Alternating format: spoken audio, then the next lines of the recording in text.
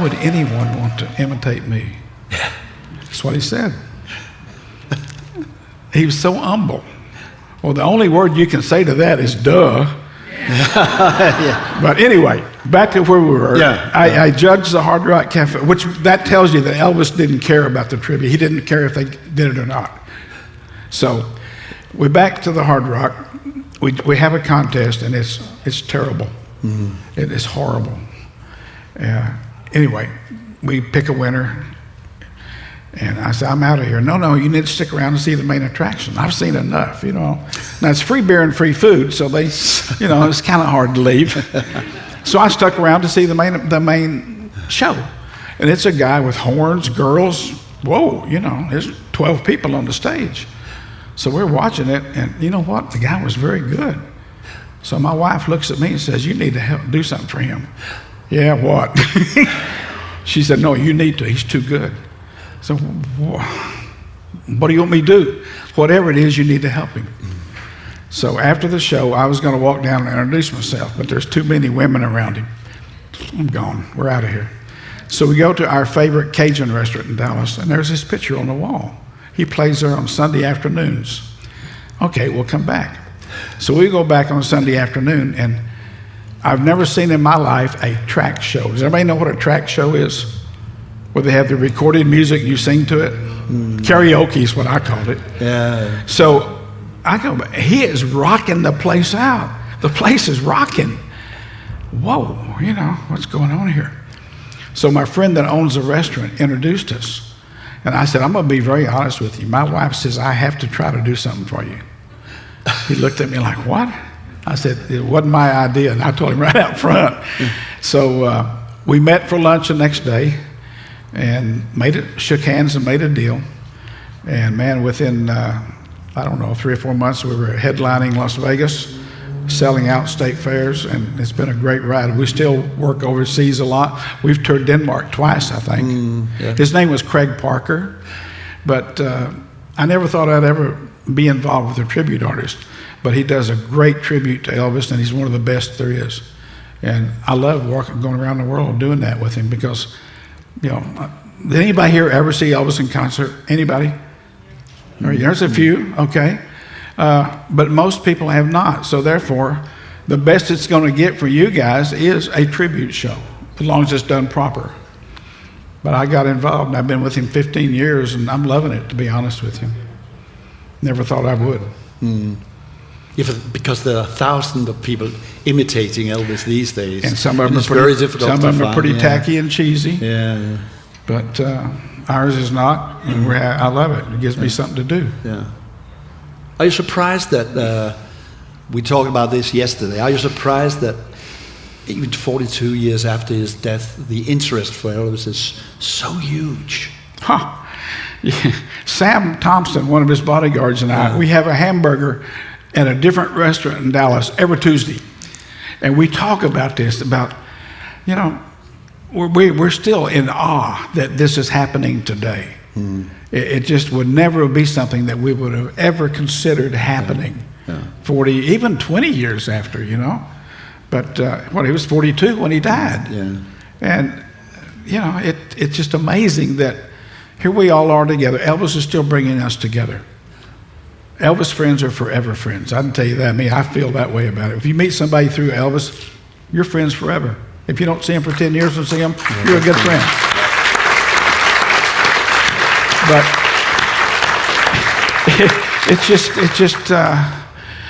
I can't explain it. I don't have an explanation. Do you? No, it's everybody for the love of Elvis, but it's different than any other person in the whole world that, here we are. When's the last time someone mentioned Sinatra's name or Jim Morrison or whomever? But Elvis, man, it's still all over the world. These events and festivals, it's just absolutely amazing. And I love it because, number one, it gives me the chance to visit with you and tell my stories and just run my mouth. My wife tells me, I'll pay you to shut up. But it was very good to me and my wife. I have to tell you, I can't say one bad word about Elvis or the Colonel. Or the Colonel. A lot of people think Colonel wore the black hat. But he only wore the black hat when he needed to for Elvis. He was not a bad guy. He loved Elvis Presley as a brother, as a son. But wasn't he the guy that stopped Elvis from coming to, for example, Europe? What was the plans there? Was not the Colonel. Okay. Elvis didn't want to come. He did, really? Yeah, true. Okay. He said, I can make more money flying an hour here and an hour there than 9 hours over here, and it's more expensive over here to do a show. Yeah. And it took us 2 years, but we convinced Elvis to do it. He said, okay, I'll go. Yeah. But don't forget, no guns, no drugs can go into the UK. No. Well, that leaves Elvis out. But we did. We told him, and he said, okay, we'll leave him home. We were coming. Yeah. The Colonel wasn't coming for 2 reasons. He didn't have a passport, but then his health wouldn't have allowed the intercontinental flight. No, yeah, he didn't have a passport. No. He could have got one. He was an immigrant, wasn't he? From yeah. Well, he served in the army, got an honorable discharge. Oh yeah. Yeah, but he had the private number of every president. He could have had anything he wanted. He just didn't think he needed one. No. But since Tom and I did all those shows anyway, Elvis said, "Yeah, we'll go to. The Colonel can stay home." I made reservations to fly to London the day after the tour that didn't happen was over, to book Wembley Arena for the first time. They had 7 days in a row. We were coming to the UK. Boy, that would have been big. And I'd never been to England at that time. And when he passed away, well, there goes my free trip. Yeah. I make a joke, but I mean, I have a weird sense of humor, so I hope you bear with me. I brought a big box of humor from Texas. But it was a sad day, but we were coming to the UK. So he was coming, and the Colonel wasn't the one that stopped him. So now we know that's the truth. Elvis would have liked to come to Europe. Yeah. Yep, he was coming. What do you think about these new shows that brings the footage of Elvis down on a video? The big screen. The big screen. Yeah. Where Priscilla goes in. I personally have not seen one. Okay. Because it doesn't appeal to me after being the others. I don't understand it, but I'm sure the Elvis fans do. It's wonderful that they do, and they do successful. I'm very happy for them. Yeah. I don't. You're seeing something on the screen that you've seen somewhere before in some other movie. It's not new. And now they don't even have the TCB band. They just have a band. None of the guys are in the show anymore. So I don't know. I mean, God bless them. The only reason I really haven't gone, I haven't been anywhere where it's played. So, but if it was, I'd probably go see it anyway. But it's a great show. Have you seen it? Some of you here, yeah. It's a great show. Yeah. So I would go see it, but I just happen to never been anywhere that it was playing. So yes, what? Are you happy being here? What do you think about the house? Oh man, I was here for the grand opening as well. Yeah, I know. And I love Denmark. And I was just telling Henrik, and this is for you guys, this is the friendliest place I have ever been. And I'm not saying that just because I'm sitting up here. I was down in the museum earlier and with somebody here. There was 4 or 5 would say we were just laughing and having a good time. But it's, I don't know. I feel like I'm home here. Yeah. Thanks for the great words. That's why we keep inviting you all the time. Well, it's 4 years, though. You took a while. You forgot my number. No, but I mean, I love it here. In America, we hear that Denmark is the friendliest place on earth. I believe it. Yeah. But, man, I love you guys.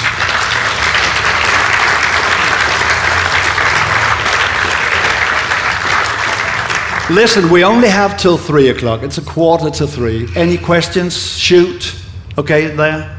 About the concerts, did Elvis ever participate in the sound checks? No. Who did his vocals? He did one sound check, and that was it. And after that, he never did another one. And actually, there's a funny story about the first one, because RCA had done the first tour without us, and they used the hockey announcements, and that was their PA system for Elvis on the first tour, because they weren't in the concert business. So when we brought our system out, Elvis was doing a sound check, and he wanted Bill Porter to do the sound. He didn't want RCA. Well, RCA guys, nope, we'd do it. So when they were doing it, and Elvis would, Nothing's working. He'd get mad and throw the microphone down. That guy would turn some more knobs. Elvis would pick it up. Bill, get over and show him what we're doing. So Bill Porter would go over and turn the knob. Oh, now it works. Elvis was mimicking it. Yeah. Oh, okay, then there's our sound guy right there. So, and that was the only sound check he needed to do because Bill at that time knew where to set everything. But, there's ways of getting things done. And one thing for sure about Elvis Presley, he didn't hear the word no. That was not in his vocabulary. So, whatever whatever he wanted, he got. I know the Colonel did an interview with Ted Koppel on TV, the only interview he's done, and he said, nobody tells Elvis what to do, not even the Colonel. And that's a true story. I mean, nobody would tell him what to do. Now, you may go around the corner and make it where he wants to do it, but you're not going to say, you have to get up and do this. Nobody's going to make him do that. Yes, sir. Any other questions? Now, don't make us come out there. Okay. Yeah. How did you deal with the bomb threats? Oh, you hear about that? Well, there were some. So Well, there was only one on tour. They might have had some in Vegas, I think, but the only one I was involved in. It's funny you mention that. I'll go ahead and tell the city now because all the people that were involved are passed away. Oklahoma City, we did the first half of the show, and the fire marshal comes up to me and says, we got to clear the building, we have a bomb threat. I said, I'm not going to go out there and tell people they got to leave. Elvis is on his way. Nope, it's going to happen. Back in those days, those guys were looking for a handout, I mean, they'd con you. And I knew what he was doing. And the Colonel just happened to be at that show. Normally he's a day ahead. So I said, listen, come here, let's go, you tell the Colonel. He go back, Colonel, we have a bomb threat and we got to clear the building. Oh, okay. The Colonel gets up and starts for the door. He said, where are you going? Well, if there's a bomb threat, I don't want to be here. Call Elvis and tell him to turn around and go back to the hotel. Well, maybe it's not a serious threat. I mean, the Colonel called his bluff, Good question. Yeah. Anyone else? Don't make us come out there and make you. Oh, yeah. Okay. Did you ever meet Linda Thompson? Did I ever meet Linda Thompson? She's a very dear friend. Absolutely, sure. Yes. Sam lives in Dallas now, where I live. And when Linda comes to visit, we all go eat Mexican food together. But no, I see Linda quite frequently, and she's a class lady. Did you meet all the other girlfriends you had after Priscilla? All the few? No. I mean, I maybe you didn't get involved in it. I didn't want to be involved in that. No. Because number one, when he brings them to the arena, I'm busy setting up everything, getting ready. Yeah. But, you'll get busy. I mean, unless I'm called back to the dressing room. But the security was presidential security. Yeah. I mean, when I say backstage, you can shoot a shotgun off and not hit anybody except the band members. Nobody was allowed, There was a couple of times. You've seen the picture of everybody with the governor of Alabama in a wheelchair. Yeah. I can't recall his name at the moment. Wallace. That's right. Wallace. Yeah. And we were waiting for Elvis that night. And here comes the limousine and the highway patrol leading him in. It's Governor Wallace's car. He gets out in his wheelchair and they put him. I said, look, you got to get that car out here. Elvis is coming. We're in his town, his building, right? Okay. We'll move it in a minute. I said, oh, Jesus, Anyway, we finally get it out. He said, I need a picture. Well, it's not going to be with Elvis. That's why you see Weintraub and I think the Colonel, whoever all was in it, I was on the backside. Yeah. I didn't want to be in it because if there was a problem, well, you're over in that picture, you weren't taking care of business. But things like that happen that you can't control. Another time Muhammad Ali came in, you're not going to tell him he can't come in the building. Backstage, sure, come on in. Another time, we got any more questions before I go on? I know you have one. Yes, you do. No, you. I know you have a question. Look at him. Look at him. Look around. Yeah. One? No? Okay. Okay. Where was I? Oh. Yeah. Another time we played Washington, D.C. Capitol Center. Elton John comes to the show. Now, we do Elton John shows just like we do Elvis. And he comes, he's in the audience, he's not backstage. And Elvis comes in and said, Elton John would like to meet you. I don't want to meet anybody. Elvis, man, we do his shows just like we do you. Please, you know. Okay, well, let's make it quick. Because Elvis was very insecure before his show. And it wasn't anything against Elton. He just didn't like to be with anybody he didn't know before the show. So I go out and get Elton, take him back. Now, you know when you open a door and they have these hydraulic door closers on them? They close it slow. The door hadn't shut before Elton's back out the door. But he shake hands, how you doing? That's it. He was happy as me. He got to meet Elvis. But sometimes you had to make some exceptions. Yeah. But he was very happy. Another time in Anaheim, California. That's okay. Yeah. We're doing a matinee. This is Anaheim, which is right out of L.A. The back guard for the back door. Now, forget, I hire and pay these guys. Comes up and says, there's a limousine outside. You need to go tell them what to do. That's your job. You go to it. I said, nope, not going to do it. Why not? He said, I'm not going to do it. And he turned and walked off. I said, well, hell, I'll go check it out. I'm not doing anything at the moment. And it's still daylight, you know, because it's a matinee show. So I go out at the door, and there's a limousine parked there. And so I start to knock on the driver's window, and he puts the door down about that window down, but that one points to the back. Fine, I go back there, and I start to knock on it, and the window comes down. It's Elizabeth Taylor. Oh, my God. What do I do? Oh, she says, well, could I park backstage? I said, Miss Taylor, this hurts me. This hurts me real bad to tell you that you can't do that. I would definitely lose my job if that happened.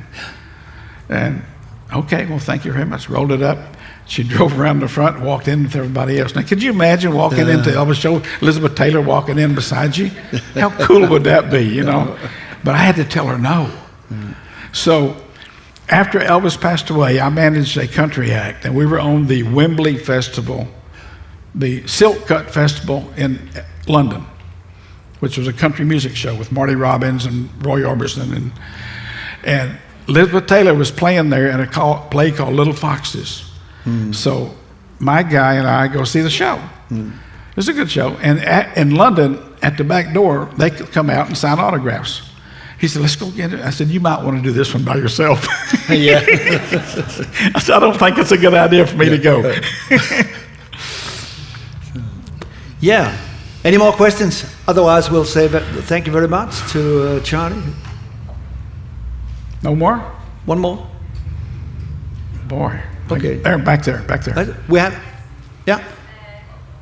You mentioned that in August 77 you were planning a trip, a tour to UK. Yes, 7 days in a row. So you planned only to go to UK or also to visit? Only at Wembley Arena, 7 nights in the same arena. Okay, no other European country? No. Yes?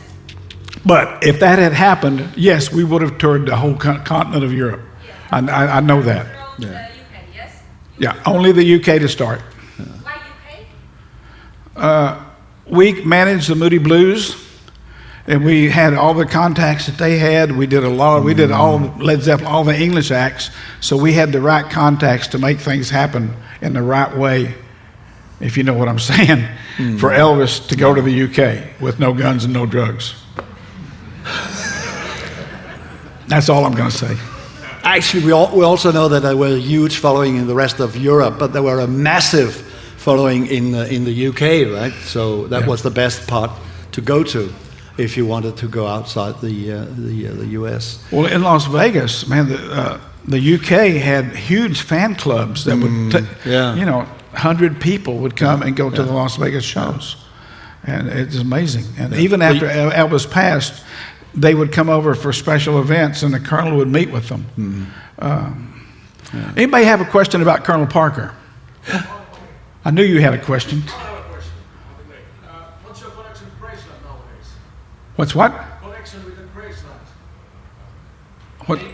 What's what? But Connection with the Oh yeah, connection to Graceland. Maybe you think if he has any connection to the Elvis Presley enterprise. Yeah, that's. Do I have any connection there? They hire me every other year to come either be a guest or last year I was a judge at their ultimate contest. Yeah. But every other year, they don't use us 2 years in a row. Year before, it was Sam and Dick and I, all three of us there together. And when we were together, watch out. It's a comedy. But no, other than that, we're friends. We're cordial. We all like each other. But am I special or anything else? No. But I don't have to buy a ticket. Anybody have a Colonel Parker question? Normally, everybody has a Colonel Parker question. Yeah. Okay, two of them. Sure. What did Elvis think about Parker? Oh, he loved him. He loved him. I mean, they had a love-hate relationship, just like anybody does. But there's no way that Elvis would have ever gotten rid of him because he kept Elvis on top his entire career. Now, there was a telegram in the Colonel's office that I saw. It said, "Dear Colonel, due to the recent death of Mr. Epstein, would you consider managing us, John, Paul, George, and Ringo?" Oh, great. Now, this is not after they broke up. No. This is while they're still on top. Yeah. And right under it, boys, thank you for your kind offer, but I only manage one artist at a time. He turned the Beatles down for Elvis. Fantastic. He wasn't going to take them on. You didn't know that story, did you? And well, I'll give you another example.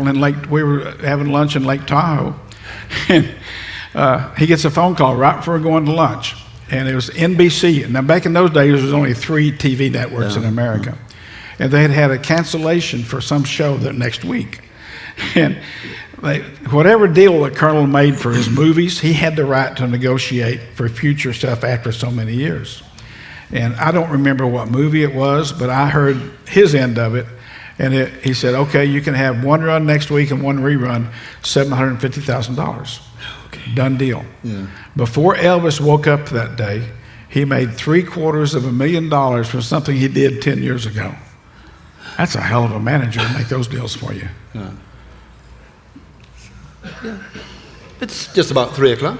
It's up to you. So you stop here, and you'll come back. You'll come back in a couple of years' time, and we'll hear the rest of all the stories. Okay? Would you please welcome Helmut Rademacher from Germany? Thanks, Helmut. Please sit down, Helmut.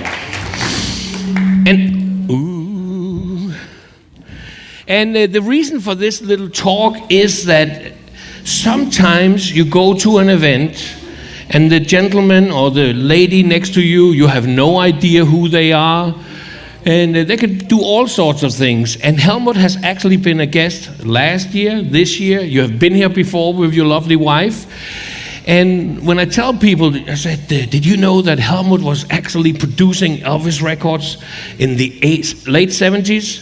Early 80s or all late 70s and early 70s, and he actually did something that I call the pre-run, the beginning of the collector's label, and it's way before anybody thought about Follow That Dream and so on. But he did, among a lot of, how many albums did you do? We're up in the 20s. I didn't understand. Yeah, how many albums? How many records? Nearly 30. Nearly 30 albums. But we are going to talk about something. Now, I know a lot of people have been collecting these. They're actually, some of them, very hard to get. They're hard to find today. Maybe not in Germany, but in Denmark. But the first one was Rare Elvis. It wasn't called number 1 because you were not sure you would do number 2 at the moment. Yeah. Oh, yeah. So tell us about how was this incentive? How did you get the idea to, and how did you get invited to do this? Why were you picked for this? Yes. It started when I was a kid in '56. It was Christmas and I got my first Elvis records. And I liked it. You know, my parents, they heard opera and Schlager and I didn't like it. So Elvis, I heard on the radio, I was so excited that my uncle gave me a record player, 78, and 2 Elvis records. And I was so excited about it that I was interested in everything. I looked at the records and I thought, RCA, what does it mean? Or there stood the name Elvis Presley on it, and there were other names. Why? And who were the people? And so on. I was looking for everything I wanted to know. 2 years later, they said Elvis is coming to Germany. So I founded the first Elvis Presley fan club in Germany. And then, when I was a little expert, I bought the Elvis record, Gold Records Volume 2. And there was a song on it that was called Don't Ya Think It's Time. I was listening to it, and I heard there was a different version than the single. Don't Ya Think It's Time was the B-side of Wear a Ring Around Your Neck. It was a different version, and later I found out it was a mistake. And the same goes to I'm Yours. It was on a single, on an LP later, a different version, again, by mistake, by RCA. And so I collected all these crazy versions, and in '78 I founded another club that was the Elvis Presley Gesellschaft, we call it in Germany, the EPG. And RCA, they said it was a really good idea. And I told them, how about making records? I have a lot of songs that are lost or forgotten or rare. And they said, okay, we'll do that. You write the liner notes, and we will press 5,000 copies. 3 months later, they said, okay, now we have 50,000 records, and we will sell it worldwide. 1 year later, it was a golden record hanging in Graceland. And my name was on it, on the backside. I wrote the liner notes. Well, I'll tell you, it was a dream come true about a dream I've never dreamt. And thank you for that. Should we not give a hand for that statement? Thank you. But because of the success of Volume 1, I guess they called you and said, Helmut, we need another one. Yeah. What? They said, do you have more songs to make a Volume 2? And I said, yes. And we were also looking for a rare cover.